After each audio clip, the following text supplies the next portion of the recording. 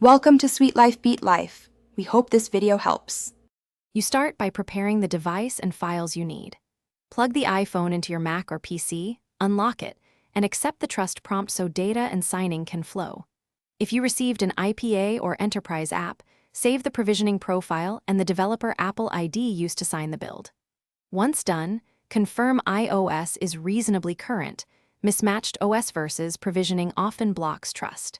Now open Settings or Xcode to proceed to the next steps. You have two routes. Choose the one that matches how the app was delivered. For an enterprise-signed IPA, go to Settings, General, VPN, and Device Management, tap the developer name and trust it. For a development build from Xcode, open your project, connect the device, select it as the run destination, and press Run to install and register the signing identity. Make sure the provisioning profile's app ID and the certificate match the developer Apple ID. Mismatches prevent a successful trust. Finish by launching the app and checking any required permissions like network or camera. A successful run proves trust worked. If the app won't open, don't panic.